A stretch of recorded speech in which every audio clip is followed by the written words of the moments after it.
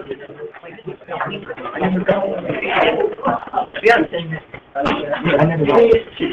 the last 2 days, you folks have been tackling activity 315. You read Beigel's acceptance speech for the Nobel Peace Prize and his call to action. He wanted people to make a change, do something for the betterment of humanity. And then yesterday, you took his call to action and you developed it into a poster campaign. So how was this reading of a speech, preparing a poster campaign, helping you to develop your own multimedia campaign on an issue? Go ahead and answer that.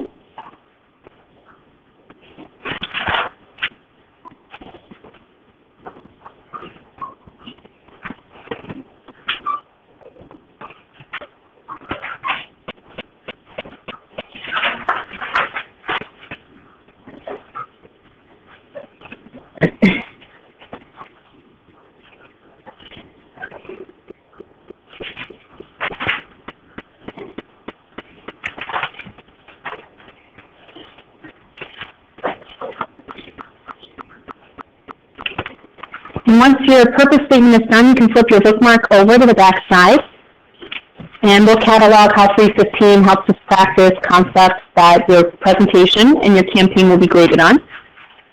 So 315 covered 5 out of the 10 concepts. It had you practice concepts 1, 2, and 3, and 315 had you practice concepts 7 and 8. So again, 315 helped you practice concepts 1, 2, and 3, and concepts 7 and 8. All right, once you've got that all taken care of, bookmark, you can put it away. You're not going to use it anymore today. And if you haven't already, open up your Springboard to page 213. Once you're there, take those 2 learning targets and diffuse them, nice and quick.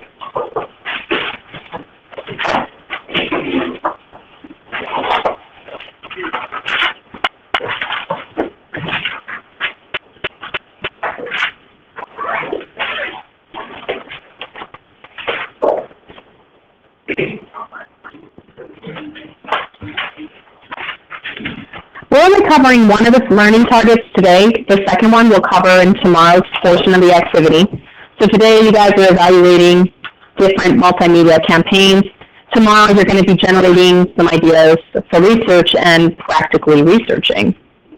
So right before all that good stuff, we've got these 2 relatively small questions, but they have pretty big weight to them.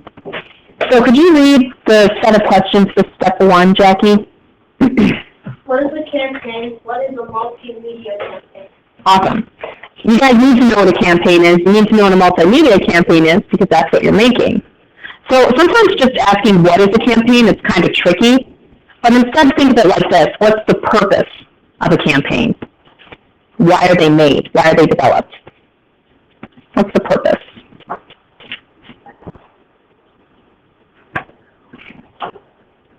Yeah.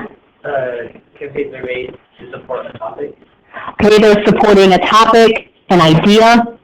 Mm-hmm. To advertise something important.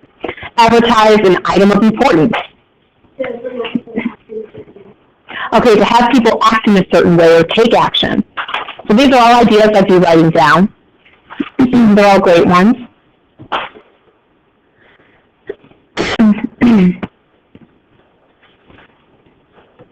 Now, the second part of that is a multimedia campaign.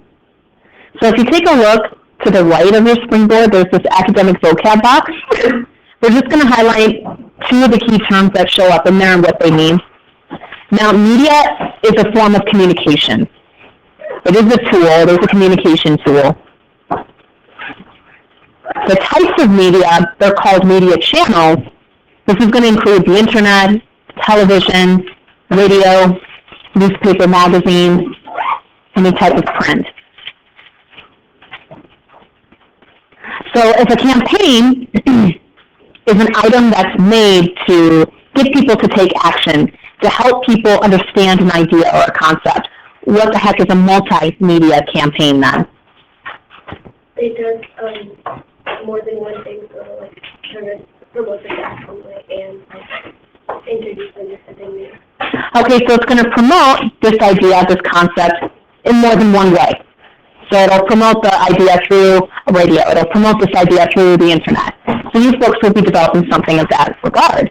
It would get the topic out or spread around more faster.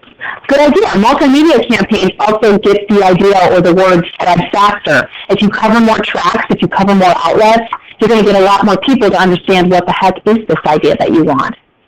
All right, so below that, it tells us that we're going to be reading some informational text from DoSomething.org.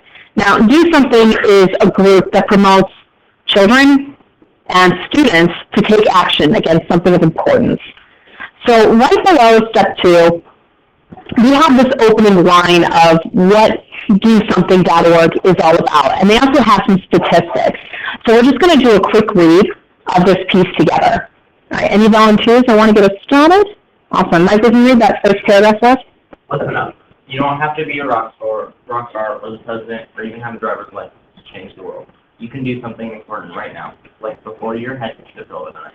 That can make a difference in someone's life, change something for the better, or fix an important problem.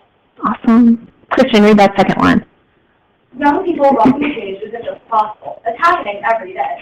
Like the 12-year-olds who registered over 10,000 people to donate bone marrow for people with cancer, or the 7-year-olds who taught other kids to swim, or the 10-year-olds who raised $30 by selling lemonade. And it was enough to buy dog food at a shelter for one night. If they can do it, so can you. Okay, now there's 8 facts that came from DoSomething.org about 4 years ago. They did a 2012 survey. So taking a look at each of those 8 facts, I want you to read them through on your own, but then I want you to mark the one fact that you found to be the most impressive, the one that kind of, whoa, inspired you.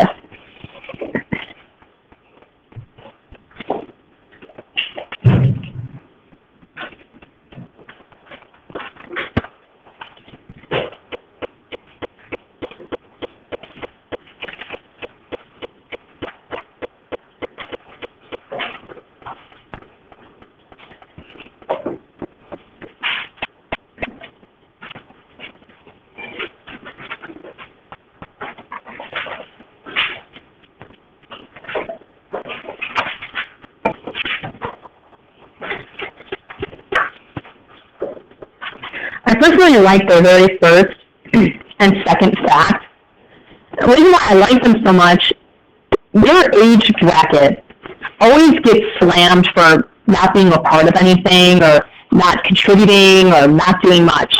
Like, those kids, all they do is this and that and the other thing. But here's some solid facts. You've got kids your age, maybe younger, maybe a little bit older.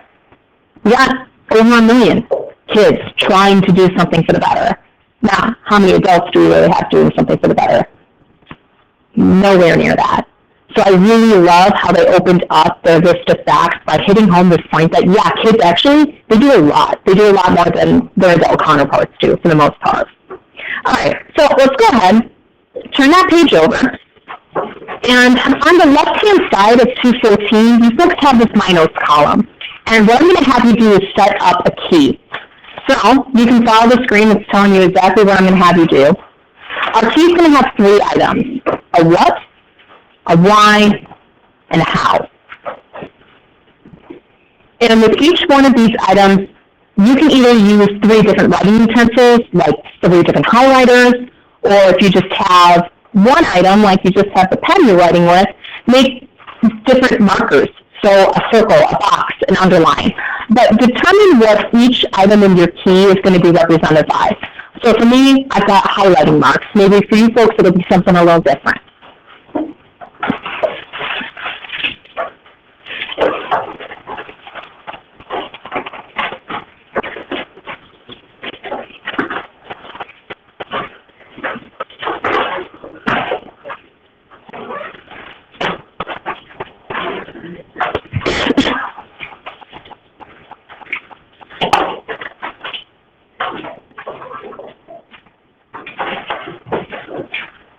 Okay, once you've got your keys set up and ready to go, now we're going to take a look at step 3. It's at the top of page 214.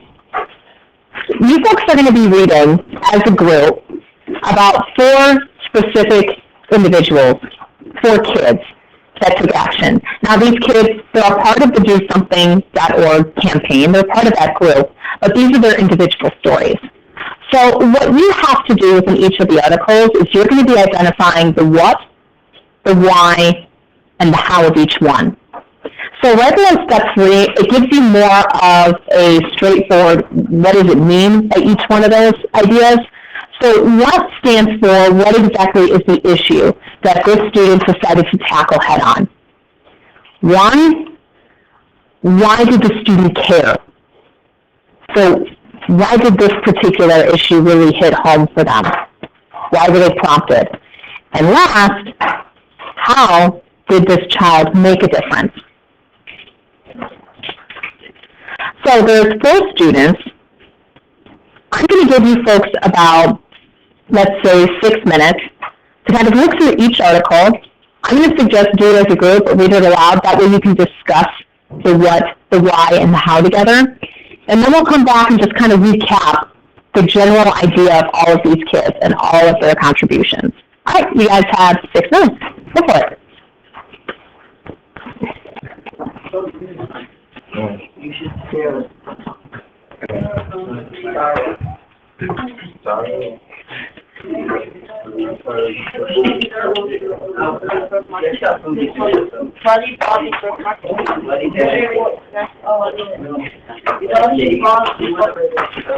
Okay, 5, 4, 3, 2, and 1. Don't freak out if you didn't get all the way through every single article. That wasn't the major point there. But you folks probably saw that there was a pattern happening. There was a person that was affected by the issue. They decided to do something, and the outcome was great. It's just the cycle that kept reappearing in every single article. So if you take a look at the top of page 215, you folks have these you have these 2 after reading questions that we're going to take a look at. So step 4, could you read that for us, please, Owen? In the My Notes section, summarize the kinds of kids that are featured and how they have made a difference. Okay, let's just talk this out as an entire group. So if you could summarize what every single one of these kids did in terms of a phrase or word that describes them, how would you do so? What would you say that describes who these individuals are? Yeah. Proactive. Proactive. I'd go ahead and write that down. See it. One more time. Selfless. Ooh, excellent. So they're proactive, they're selfless. Anything else I could describe this group? That's it. Yeah. Generous. Endearing. There's not a lot like hero qualities, don't they? Inspirational. Dreamers. I like that. Now, in terms of how these people made a difference, was the impact of what they did only within their community? What happened? With what they developed, with what they made as a campaign, what exactly happened to these campaigns? If you're saying they didn't stay just within the community, where did it all go? Yeah, next. The campaign basically made it throughout the whole world, so everyone knew about it. Sure thing. A few of these campaigns, they started making global movements. So you have the one campaign of the Sparkle Effect that made its way to South Africa. You've got the one campaign of the movie, oh gosh, was it Step Up or Stand It Up? Say it loud. Thank you. Say it loud. That, okay, we've got cinematography now that's capturing an idea. That's going to be reaching different countries. That's going to be making a global impact. So in terms of what we could write for making a difference, we could say it started small, just in one community, but it reached. It made it across the nation and made it to different areas of the globe itself. So it was perhaps just a child's idea, but it wasn't just that in the very end. It's helping change the mindset of an entire group of people. So in step 5, there's 2 separate questions. They're pretty quick. You don't have to write paragraphs of information, but let's just take a look at each one. So, Logan, could you read the first bullet point for number 5? Okay. Which student meeting must be late? Why? Awesome. Alicia, can you read the second? Which students do most respect? Okay, go ahead and just write your responses. They don't have to be extremely long. But which student do you relate to and why? And which one do you most respect and why?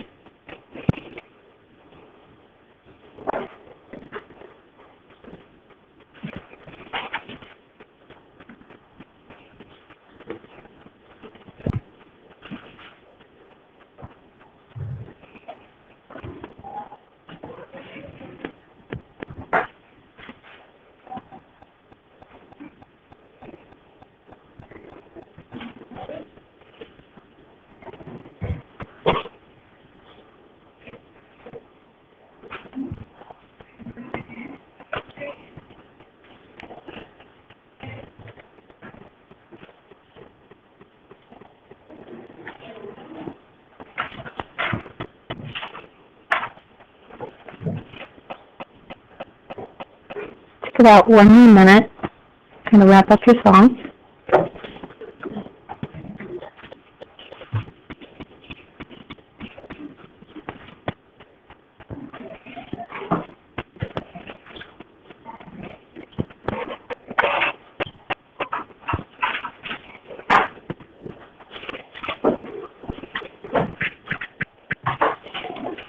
Okay, if you're done with your response, you can go ahead and take out your notebook, your law notebook. If you're not, just finish up where you were at, and then join us with the law notebook entry. So this is entry 15, titled EA Schedule.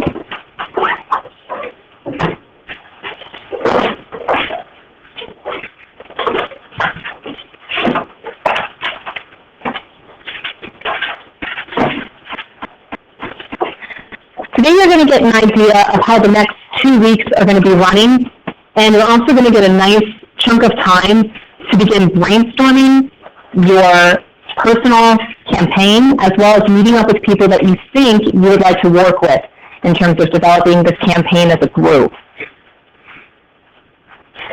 So once you've got your table of contents entry set up, I'm going to help you get the entry itself ready to go. It's just 1 page. Divide that paper in half. You might want to give yourself a little bit more space up top than at the bottom, but that's up to you. And the top of the raw entry, we're going to title it EA Schedule. The bottom will be possible topic idea. And on the bottom section of the entry, there's going to be some subheadings here of topic, claim, slogan, and why I want to research.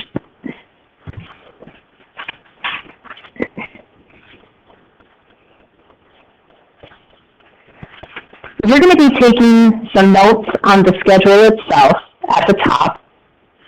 And the next slide will have a series of red text that I want you to copy. If you see other information up there that you want to record, by all means go for it. And the bottom section is where you folks are going to have the opportunity to brainstorm something that you think you might develop into your final campaign. It's not solid yet, but just getting your ideas kind of pulled out, wrap your head around it, see if you can't make it work. All right, so we're going to go ahead and take a look at the schedule first. Again, you're going to copy anything that's in red. So what we're going to start with is actually tomorrow. So tomorrow, I mentioned earlier today, you are going to be in Lab 625 tomorrow. And this is going to be essentially your final group practice round. Before you leave today, you're going to be tearing out a page from your Springboard, and you'll be bringing it into the lab, and you'll use that in order to complete the activity.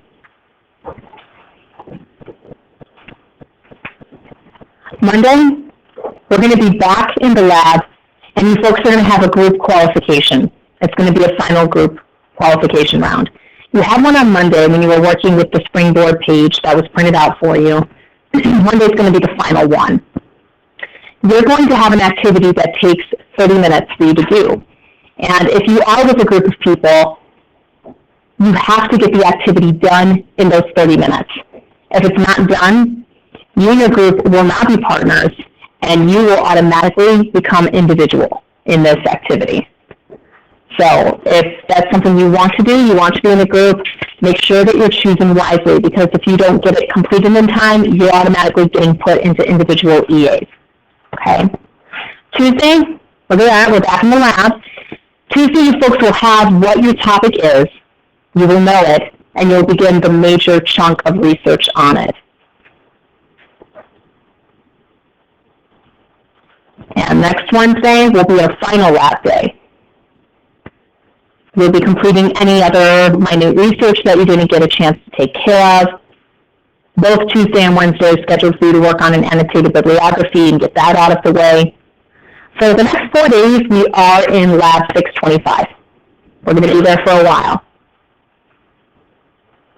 If you end up being absent on any of those lab days, if you work with a group, you might want to get a hold of them, contact them beforehand. I'm not going to be here. Tell me what I can do. That kind of situation, okay?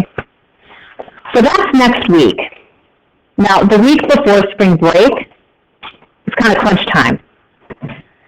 So the 15th and the 16th, the week before spring break hits, is when you're going to be doing any final minute preparations of having your campaign physically ready, but you're also going to be practicing, because your EA not only is creating a campaign, but also presenting it as well. You'll get an idea of what types of campaigns you can make tomorrow. You'll see access of what these things are. So if you're still kind of wondering what the heck do we get to choose from, you'll see that tomorrow. So probably the last bit of info that you always want to know, when is it happening? Well, it's happening on St. Patty's Day. You folks are getting your presentations and everything is due on the 17th. Now, if you already know off the top of your head that you're going to be pulled early so that you can go with your family on spring break vacation, I get that. But your project is due before spring break. This assessment is the final grade for quarter 3. Quarter 3 closes Friday the 18th. So you have no room to make up. So if you know, okay, I'm not going to be here, I'm getting pulled for spring break early, you've got to talk to your group. Your project, your presentation will have to happen before the 17th if that is what's going on. Hopefully you won't have to worry about it, but you know, there's always that chance.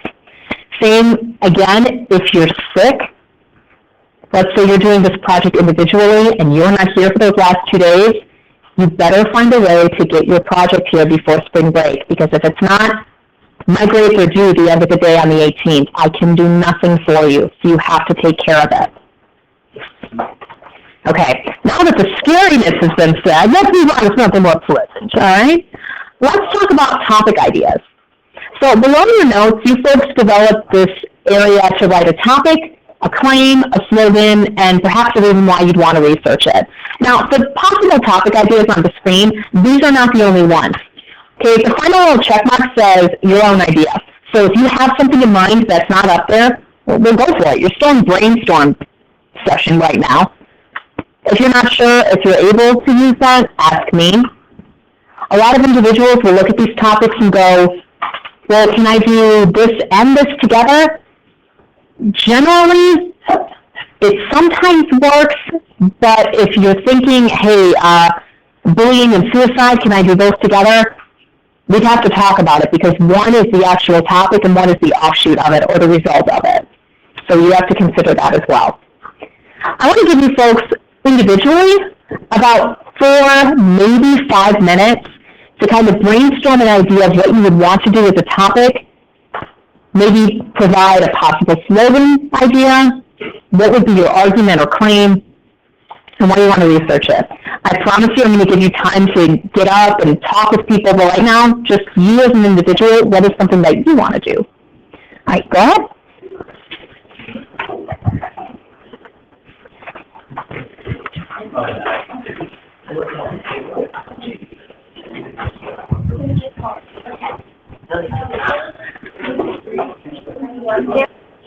One. I think you guys are kind of moving ahead a little bit. You're already starting to talk with group members. I wanted you to try pooling these ideas by yourself, but I think you're already starting to try and get chatting with people. So I'll just get you to that step, okay? Not a big deal. What I want us to do before we do that, though, let's not forget, you guys are meeting me in Lab 625. I do need you to take out page 215 from your springboard. They are front and back, so it's only one page that you're carrying.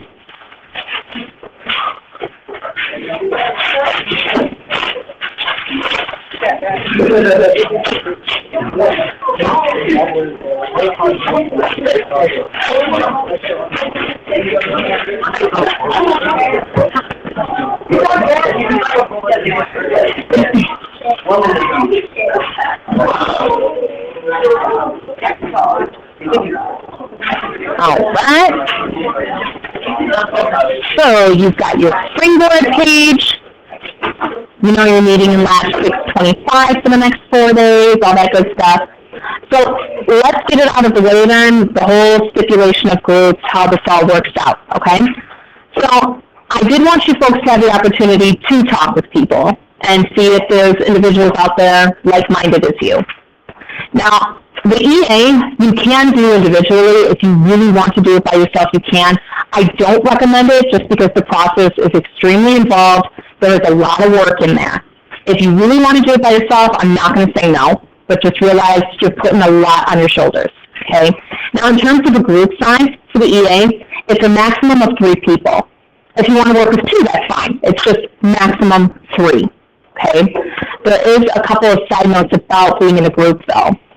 It says in red that groups can and will be separated without warning if participants aren't being productive. So let's say you've had 2 research days, you really haven't put much together. I am going to separate you, and that would mean you are now automatically developing your own project, your own presentation. I don't see it happening, but I'm just letting you know, okay?